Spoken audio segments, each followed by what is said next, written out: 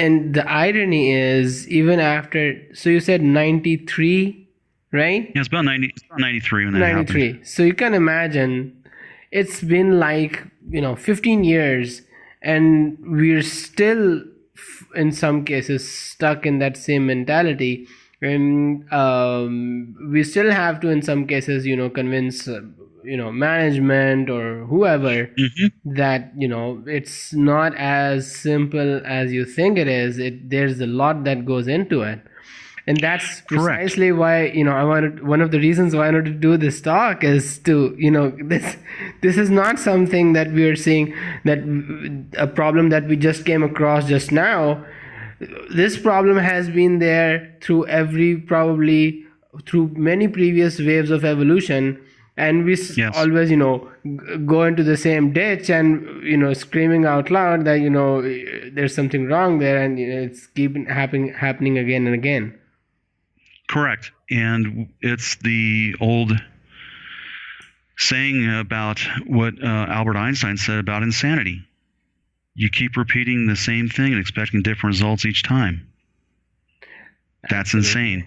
and that's part of it. I mean, I've done conference presentations pretty much on this, is how you deal with the myths and misconceptions of automation, and how you talk to the different groups and explain to them what's going on. I mean, over the last few years, I've been very adamant with people on different discussion boards and LinkedIn about how you have to treat your automation work as its own form of software development, because in order for things to be reusable, maintainable, robust, we have to construct it just like we're constructing software. So, and I didn't create this term, someone else did it, testware.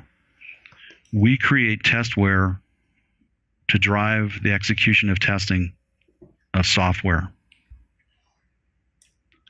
Absolutely. And that really, I think, is the summary of what it is we do. We create software or testware that does the execution of the test. Now, does that testware get created on its own? No. There has to be a human to look at the problem, design the solution, build it, test it, and then implement it. But then also, too, after it's run, do the analysis work and say, did it do things correctly? Are we getting what we need? Oh, there's a problem here. Okay, how are we going to fix it? So what does that sound like?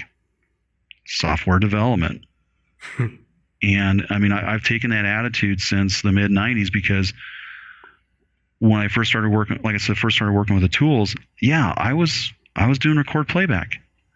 And I still do it at times today, because I use it to prototype scripts, or to go capture information of objects on the screen, or other things like that, because the tools give me that capability. So I leverage them for that. But once that's done, I'm in programmer mode.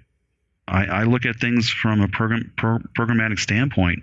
It's like, okay, how can I make this thing modular? How can I make it reusable?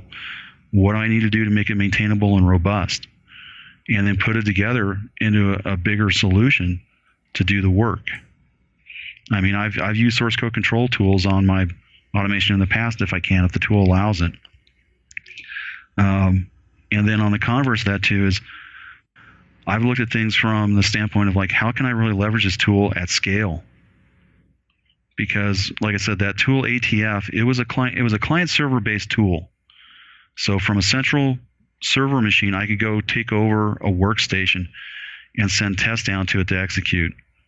So I was doing distributed parallel execution of tests back in the early mid 90s. And today, when I see some of these people talking about like, well, how can we do this? It's like, it's not rocket science, guys. It's been done. And that's where some of this memory and knowledge needs to come forward. And it's interesting how a lot of the problems we dealt with back 20 plus years ago are back today. And it's just because of a change of people that are doing the work. I mean, there's always I would say 7 to 10 year cycle of people coming up through the test industry, because people are like, well, I'm a tester right now, but I want to go be developer. Thank you for watching. If you have any questions, add them in the comments below.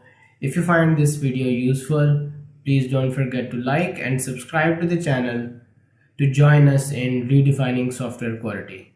See you next time.